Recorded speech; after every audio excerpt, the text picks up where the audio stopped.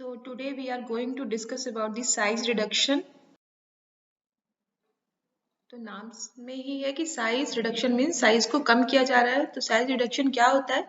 Size reduction is the process of reducing the particle size of a substance to a final state of or to a coarse particles or to a powder.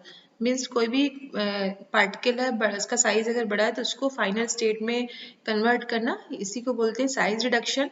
Size reduction के जो other synonym हम दूसरे words में बोल सकते हैं grinding या communication.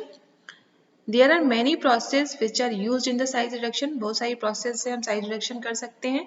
For example cutting करके, सपोज अगर हम घर में सब्जियों को भी कट करते हैं तो क्या करते हैं, उनका साइज कम करते हैं, चॉपिंग करते हैं, क्रशिंग करते हैं, या मिक्सी में भी हम कोई चीज़ उसकी ग्राइंडिंग करते हैं तो साइज पार्टिकल्स, सपोज अगर हम शुगर को अगर हम ग्राइंडर में डालें तो क्या होता है, उसके फाइन स्टेट में आ जाता है, तो वहाँ पर भी साइज रिडक्शन ही हो रहा है, milling and trituration. The selection of equipment for size reduction depends on the properties of material to be reduced. और जिस प्रोसेस से हमें साइज रिडक्शन करना है किसी भी सब्सटेंस का या किसी भी ड्रग का, वो डिपेंड करता है उस पार्टिकल या उसी ड्रग के नेचर पे। Advantages of size reduction means आप देखते हैं कि इसका फायदा क्या है साइज रिडक्शन का। It increases the surface area of the drugs which help in rapid solution formation. इससे क्या होता है कि पार्टिकल जब का साइज जब रिड्यूस होता है तो उसका सरफेस एरिया ज़्यादा एक्सपोजर होता है उसका, और उसका जो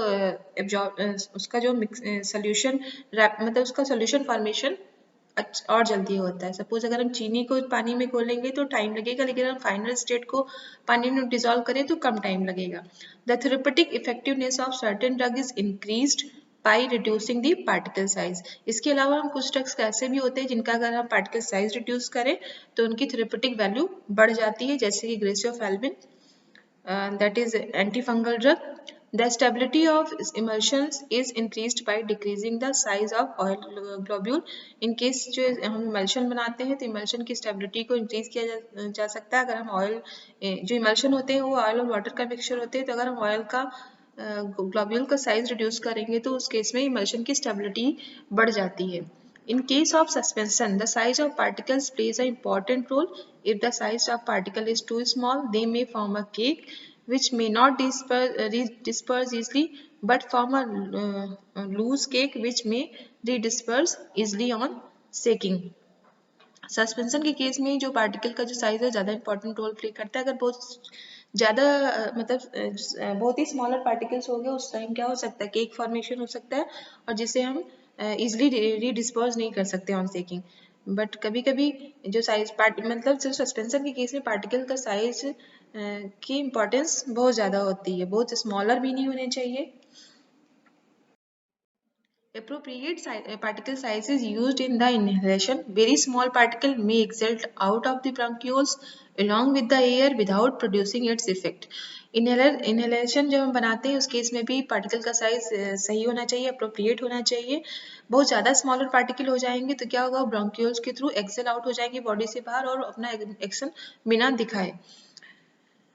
The physical appearance of ointment, pastes and creams can be improved by reducing its particle size.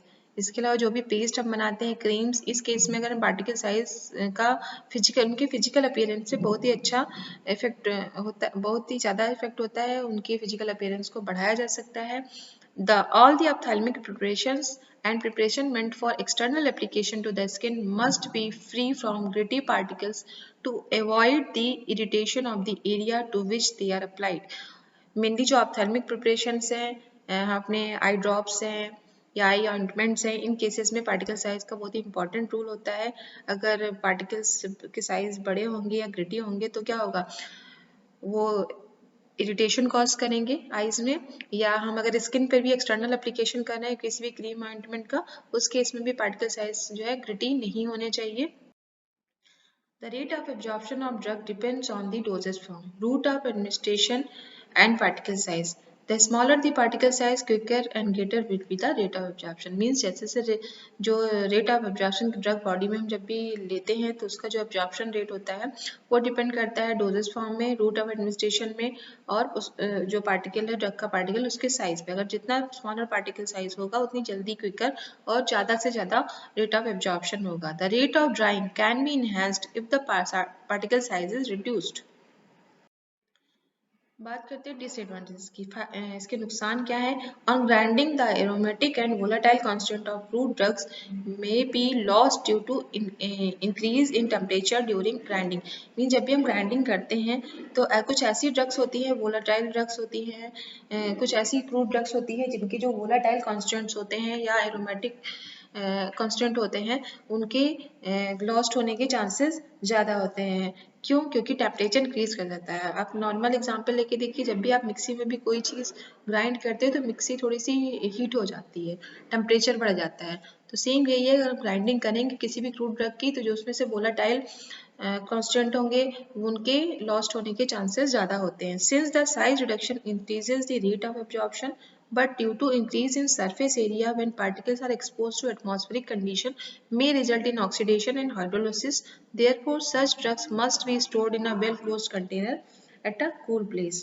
Size reduction से क्या रेट ऑफ एब्जॉर्प्शन तो बढ़ता है, बट क्या होता है जब ज़्यादा से ज़्यादा सरफेस एरिया एटमॉस्फेरिक कंडीशंस को एक्सपोज होता है तो पार्टिकल की ऑक्सीडेशन और हाइड्रोलिसिस के चांसेस भी ज़्यादा होते हैं. इसलिए जो भी हम जब भी साइज रिडक्शन करते हैं तो उसको एक वेल क्लोज्ड कंटेनर में कूल प्लेस में चाहिए. हम बात करते हैं मैकेनिज्म क्या हो सकते हैं साइज रिडक्शन के. किस किस मैकेनिज्म से साइज रिडक्शन करते हैं, किसी साइज रिडक्शन के पीछे क्या क्या मैकेनिज्म इन्वॉल्व होती हैं. Cutting. During this process the material is cut into small pieces by means of sharp blade and other sharp instrument. Cutting नाम से ही पता चल रहा कट करते हैं, तो इस जो कटिंग प्रोसेस होती है इसमें जो मटेरियल को या जो भी हमारी ड्रग होगी इसको स्मॉल पीसेस में हम कट करते हैं किसी भी शार्प ब्लेड के थ्रू या किसी भी शार्प इंस्ट्रूमेंट के थ्रू. सेकेंड मैकेनिज्म यूज कर सकते हैं compression. During this process the material is crossed by application of pressure by with a suitable device. Compression means किसी चीज को कंप्रेस कर रहे हैं तो इसमें हम जो भी मटेरियल होगा उसको क्रश करते हैं, उसको स्मॉल पार्टिकल्स में तोड़ते हैं. किसकी वजह से? किसी भी डिवाइस से उस पर प्रेशर लगा के. Impact. During impact the material which is more or less stationary is hit by an object moving at a high speed or the moving particles strike on the stationary surface and the material is broken into smaller particle.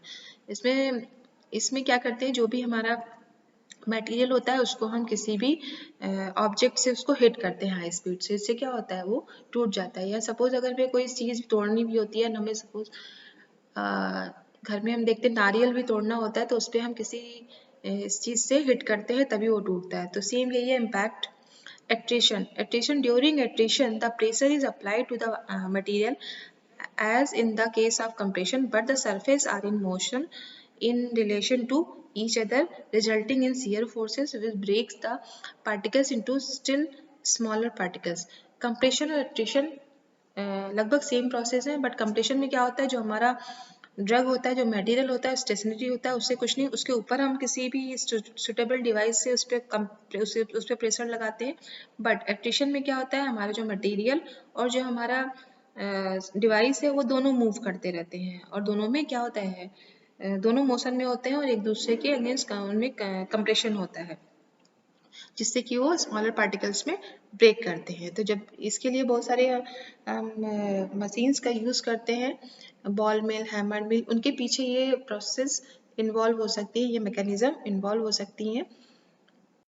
So this was all about the introduction of size reduction and the advantages of size reduction, disadvantages and the mechanism involved in the size reduction. Next video में जो भी हमारे दो instrument हैं उनके बारे में discuss करेंगे, ball mill and hammer mill. Thanks for watching the video.